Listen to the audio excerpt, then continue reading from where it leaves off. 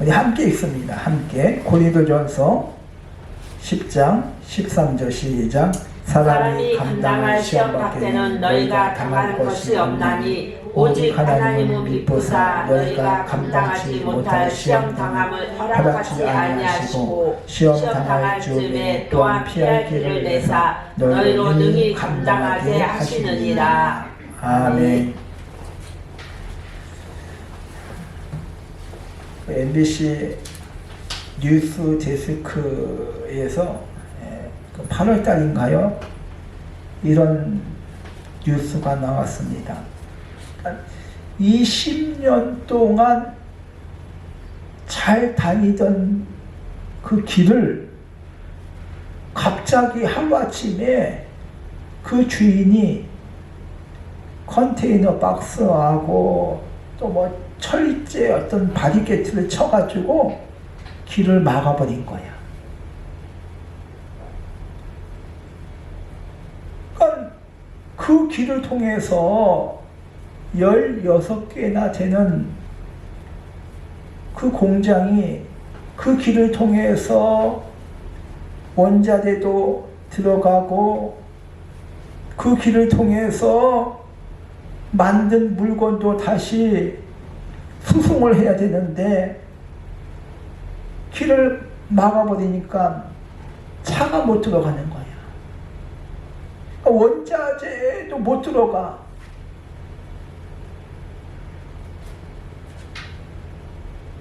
이렇게 되니까 공장이 가동 자체가 안 되는 것입니다. 그래서 임시 휴업을 하거나 공장을 이전할 그런 계획을 세웠다고 합니다. 이처럼 길이 막혀버리면 앞으로 나갈 수 있는 뾰족한 방법이 없습니다.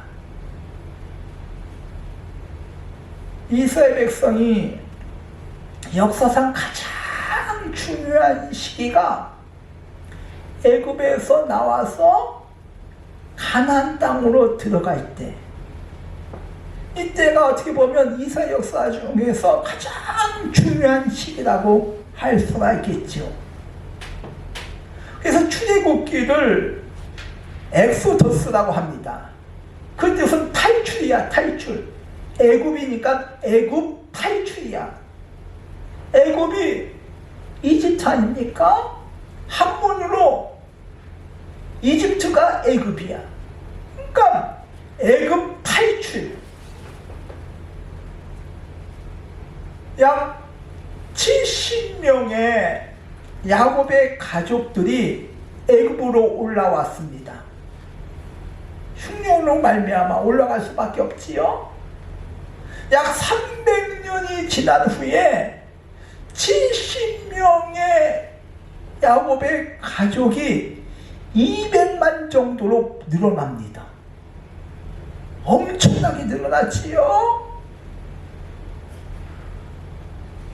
이 200만이 노예로 살다가 애굽에서 나왔어요. 즉 애굽에서 나와서 가나안 땅까지 가는 도중에 그 40년간의 기록을 출애굽기라고 말하고 있습니다. 이스라엘 백성이 애굽에서 나와서 가나안 땅까지 가는데 두 가지 길이 있습니다. 하나는 해안을 따라서 브레셋 사람의 땅을 거쳐서 가는 길이 있고, 또 하나 길은 홍해로 가서 광야로 가는 길이 있습니다. 그러니까 브레셋 땅을 거쳐서 가면 편해, 빨라. 근데 브레셋 땅을 지나가게 되면 브레셋이 가만히 있겠습니까? 그래서 멀리 돌아갑니다. 홍해를 통해서 그 길로 하나님께서는 인도하셨습니다.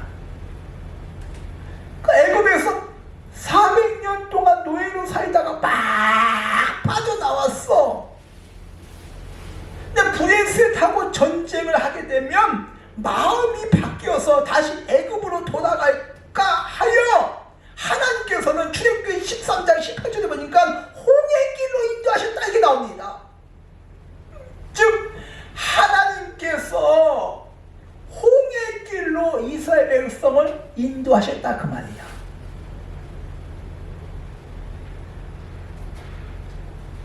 하나님께서는 이스라엘 백성들의 성향 그것을 너무나도 잘 알고 계셨습니다. 야곱이 아버지를 속이고 형이 받아야 할 축복을 가로채지요. 그 사건으로 말미암아 형이 에서가 야곱을 죽이려고 합니다. 야곱은 외삼촌 집으로 도망을 가게 됩니다. 야곱이 외삼촌 집으로 도망을 가는 도중에 돌베개를 자고 자다가 꿈을 꿉니다. 그러니까 노상에 자는 거야. 돌을 베고 삼아서. 근데 꿈을 꾸는데 꿈에 사납다리가 하늘에 있고 그 꼭대기에 닿았다고 말하고 있습니다. 이 천사가 오르락 내리락 하는 그런 꿈을 봅니다. 이때 하나님의 음성을 듣습니다. 나는 네 조부 아브라함의 하나님이요 이삭의 하나님이다. 이 소리를 듣습니다. 내가 너와 함께 있어. 어디로 가든지 널 지키며 널 이끌어 이 땅으로 다시 돌아오게 할 것이다. 내가 허락한 것을 다 이루기까지 난 널 떠나지 아니할 것이다. 꿈의 환상을 보며 사닥다리가 땅에서부터 하늘부터 쭉 올라서 있고 천사는 오르락 내리락 하고 있고 하나님의 음성을 듣습니다. 이때 야곱이 꿈에서 깹니다. 그렇게 하면서 이 야곱이 이런 말을 합니다. 과연 여기 계시거든 내가 알지 못했다.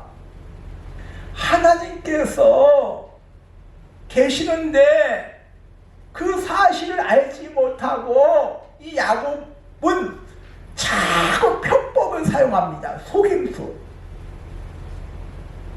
밭죽 한 곳으로 형의 장자권을 사고 아버지를 속이고 형을 속이고 축복을 가로챕니다. 그러니까 하나님께서 계시는데 야곱은 알지 못했어. 그러니까 하나님께서 안 계시는 것처럼 행동했다 그 말이야. 하나님이 다 보고 계시는데 그 사실을 깨달은 거야. 와, 하나님께서 다 보고 계셨구나. 그 사실을 깨달았어요. 야곱은 하나님의 음성을 듣는 순간에 그 사실을 깨달은 것입니다. 그러니까 사람은 몰라도 하나님은 다 알고 계시다 그 말이야. 하나님께서 애굽에서 나와서 브레셋 땅을 거쳐서 가나안 땅까지 인도하신 것이 아니라 멀리 돌아서 홍해 길을 통해서 광야로 인도하셨다고 분명히 말씀하고 있습니다. 하나님께서는 이스라엘 백성이 그 성향을 다 알고 계셔. 그래서 하나님께서는 홍해 길로 인도하셨다고 말씀하고 있습니다. 근데 홍해 길을 거의 다 왔을 때 홍해가 앞을 가로막습니다. 뒤에는 애굽 군대가 쫓아옵니다. 이때 이스라엘 백성들이 또 원망을 합니다. 우리를 이끌어내어 이 광야에서 죽게 하느냐? 애굽에는 매장지가 없느냐? 막 불평을 합니다. 하나님께서 이스라엘 백성을 홍해의 길로 인도하셨다는 그 자체는 하나님께서 홍해를 가르시겠다는 그 뜻이 있습니다. 하나님께서 그 길로 인도하셨다는 것은 하나님께서 책임져 주시겠다고 말이야. 그 누가 뒤에는 애굽 군대가 쫓아오고 양옆은 절벽이고 뒤로 갈 수도 없고 앞으로 갈 수도 없어. 그 누가 홍해를 가를 것이라고 생각을 했겠습니까? 사람이? 하나님께서는 앞으로 갈 수도 없고 뒤로도 갈 수도 없고 이렇게 할 수도 없고 저렇게 할 수도 없고 인간의 방법으로는 지혜는 도저히 해결이 안 돼. 길이 없어. 이때 하나님께서는 홍해를 가르십니다. 홍해를 갈라서 길을 만들어 주실 줄 믿습니다. 그래서 마른 땅처럼 건넜다고 말하고 있지요.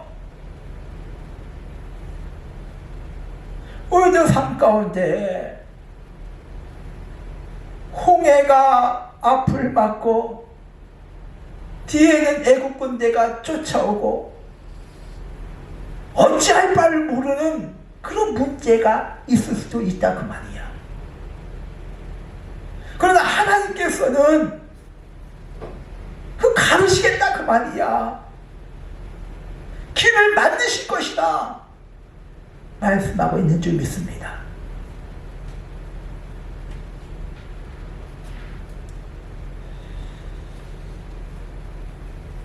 여호수아 6장에도 여리고 성이 앞을 가로막습니다. 한 번도 점령 당해보지 않았던 성, 천의 요새. 이 여리고 성은 가나안의 자존심이야. 가장 견고하고 가장 크고 그 요새가 이스라엘 백성들의 길을 가로막습니다.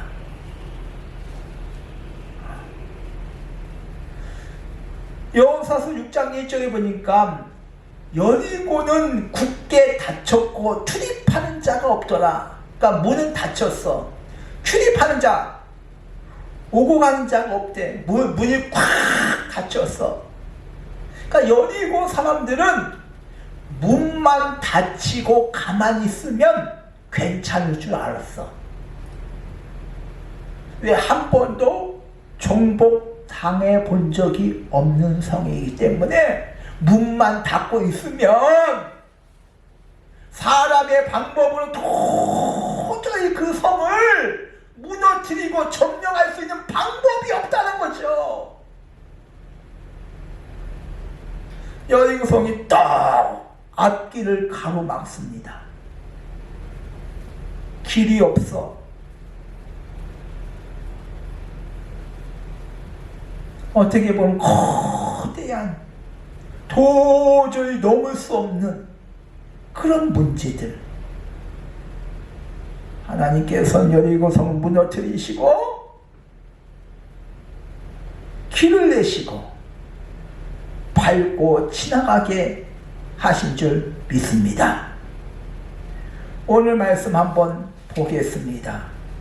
오늘 고린도전서 10장 13절에 보니까 사람이 감당할 시험밖에 너희에게 당할 것이 없나니, 감당할 수밖에 없는, 감당할 수밖에 없는.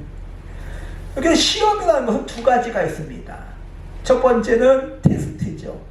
시험입니다. 통과해야 돼. 그 시험을 통해서 내가 강해져. 신앙이 성장해. 군인이 훈련을 받아야 군인이 되지요. 정의 요원이 되지요. 훈련을 많이 받으면 많이 받을수록 단단한 군인이 됩니다. 그러니까 훈련을 받으면 받을수록 하나님의 사람으로 변화됩니다. 오직 예수 그리스도 믿음의 사람으로 변화됩니다. 이 훈련을, 이 테스트를 잘 통과하면 하나님께서 복을 주십니다. 두 번째는 템테이션이라고 합니다. 시험은 템테이션. 이 템테이션은 창세기 3장에 사단이 하와를 유혹하지요. 이것을 따먹으면 너도 하나님처럼 될 수 있어. 유혹. 이것은 마귀가 주는 시험이야. 우리 자꾸 유혹을 해. 세상에서 막 쾌락과 여러 가지 유혹을 해. 유혹을 해가지고 하나님을 떠나게 만들고 세상에 빠지게 만들고 하나님을 찾지 못하게 만든다는 거지요. 그게 템테이션이야. 테스트는 하나님께서 우리에게 복을 주시고 하나님의 사람으로 우리를 강하게 변화시키기 위하여 축복을 주시기 위하여 주신 테스트고, 템테이션은 사단이 우리를 넘어뜨리고 유혹하게 만드는, 하나님을 떠나게 만드는, 죄짓게 만든다 그 말이야. 두 가지 시험이 있다 그 말이지요. 근데 오늘 말씀 보겠습니다. 사람이 감당할 시험밖에 너에게 당할 것이 없나니, 미쁘사 이렇게 나오죠. 너희가 감당할 만한, 그러니까 나에게 있는 모든 시험은 하나님께서 감당할 만한 그런 시험이다 그 말이야. 내가 감당 못할 그런 시험은 아니다 그 말이야. 우리가 2024년도에 어떤 일이 생길지는 모르겠지만은 그 모든 문제가 내가 감당할 만한 그런 수준의 문제다 그 말이죠. 먼저 그것을 이 문제를 내가 감당할 수 있는 수준이야. 먼저 이렇게 믿음으로 생각하시기 바랍니다. 여기서 미쁘사 그 뜻은 약속을 지키신다 그 뜻이야. 신실한 그 뜻이야. 그러니까 약속을 지키신다. 하나님께서는 약속을 지키시는 분이야. 신실하신 분이야. 즉 감당할 수밖에 없는 그런 시험을 주시고 시험 당할 쯤에 피할 길을 주신다고 말씀하고 있습니다. 여기에서 피할 길이 무엇이냐? 그럼 피할 길.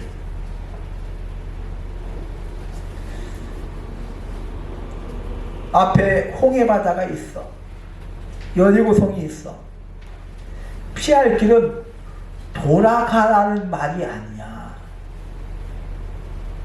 뒤로 도망가라는 말이 아니야. 옆길로 좀 비켜서 가란 말도 아니야. 여기서 피할 길은 원문에 보면 시험과 함께 길을 내다 그 뜻이야. 시험과 함께 길을 내다, 그것이 피할 길이야. 즉 시험 속에서 길을 내시는 거야. 즉 홍해를 뚫고 지나간 것처럼, 그 한가운데를 뚫고 지나간 것처럼, 요단강을 피해서 비껴서 가는 것이 아니라 건너간 것처럼 여리고성을 무너뜨려서 밟고 지나간 것처럼, 즉 시험과 함께 길을 내다. 그 문제 속에 길을 내다 그 말이야. 돌아가고 비껴가고, 그것이 피할 길이 아니라 문제를 뚫고 지나가는 것이 피할 길이야. 즉 시험 당할 쯤에 문제 때문에 앞길이 막혔다고, 보이지 않는다고 한탄하며 원망하는 것이 아니라, 하나님께서는 언제나 시험 가운데 그 피할 길을, 그 길을 예비해 놓고 계시라는 것입니다. 2024년도 우리 앞에 무슨 일이 생길지는 알 수가 없겠지요.